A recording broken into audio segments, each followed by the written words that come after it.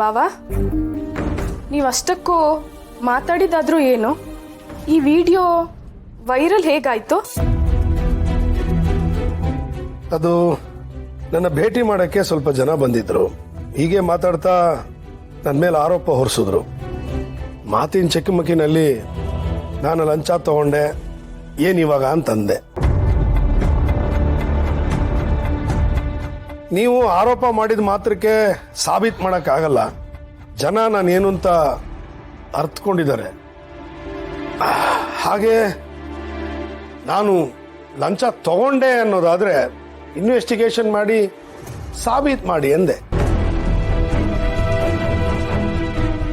ಆದರೆ ನಾನು ಕೋಪದಲ್ಲಿ ನಾನೇ ಲಂಚ ತಗೊಂಡೆ, ಏನಿವಾಗ ಅನ್ನೋದು ಮಾತ್ರ ಕಟ್ ಮಾಡಿ ವೈರಲ್ ಮಾಡಿದ್ದಾರೆ. ಅಣ್ಣ, ಇದನ್ನೆಲ್ಲ ಮಾಡ್ತಿರೋರು ನರಿಬುದ್ಧಿ ಇರೋರು.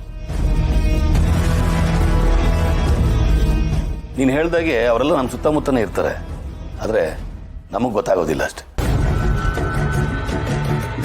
ಹೌದು ಕಣ್ರಿ, ನಮ್ಮ ಸುತ್ತಮುತ್ತನೇ ಇರ್ತಾರೆ. ಒಳ್ಳೆಯವ್ರ ಥರ ನಂಬಿಸ್ತಿರ್ತಾರೆ. ಅವರು ನರ ರೂಪದಲ್ಲಿರೋ ರಾಕ್ಷಸರು ಅಂತ ನಮಗೆ ಗೊತ್ತಾಗಿರಲ್ಲ ಅಷ್ಟೆ.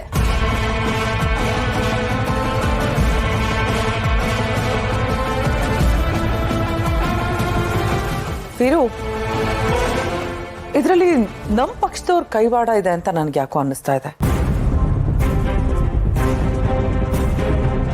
ನಮ್ಗೆ ಯಾಕೆ ಬೇಕು ಇಂಥ ಪಕ್ಷ? ರಾಜೀನಾಮೆ ಕೊಟ್ಬಿಡು. ಯಾಕಂದ್ರೆ ಇಷ್ಟು ಅವಮಾನ ಅಸಹ್ಯ ಯಾಕೆ ಪಟ್ಕೋಬೇಕು?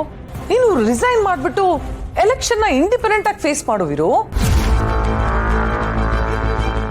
ಏನು ರಾಜೀನಾಮೆನ? ಹೌದು. ಅಲ್ಲ, ಇಷ್ಟೆಲ್ಲ ಆಪಾದನೆ ತಗೊಂಡು ನಾವ್ ಯಾಕಿರ್ಬೇಕು? ಜನರ ಮುಂದೆ ವೀರು ಹೋಗ್ಲಿ, ಇಂಡಿಪೆಂಡೆಂಟ್ ಆಗಿ ಎಲೆಕ್ಷನ್ ಫೇಸ್ ಮಾಡ್ಲಿ, ರಾಜೀನಾಮೆ ಕೊಟ್ಟು ಬಿಡ್ಲಿ. ಈ ಪಕ್ಷದ ಸವಾಸನೆ ಬೇಡ ಅಂತೀನಿ. ಹಾಗೆಲ್ಲ ಆಗಲ್ಲ ಅಕ್ಕ. ನಾನು ಅಧಿಕಾರಕ್ಕೋಸ್ಕರ ಈ ಪಕ್ಷದಲ್ಲಿಲ್ಲ. ಈ ಪಕ್ಷ ನನಗೇನೆಲ್ಲ ಕೊಟ್ಟಿದೆ. ಮೇಲಾಗಿ ದೊಡ್ಡ ಯಜಮಾನರು ನನ್ನ ಈ ಪಕ್ಷಕ್ಕೆ ಸೇರಿಸಿದ್ದು. ನನ್ನ ಜನರ ಮಧ್ಯೆ ಈ ಪಕ್ಷ ಒಂದು ಕೊಂಡಿ ಅಷ್ಟೇ.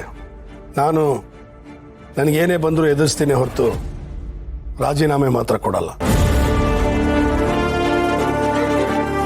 ಯಾರೋ ಪಾಪಿಗಳು ಆರೋಪ ಮಾಡಿದ್ದಕ್ಕೆ ನಾನು ಯಾಕೆ ರಾಜೀನಾಮೆ ಕೊಡಬೇಕು? ಸೂಪರ್ ಅಣ್ಣ.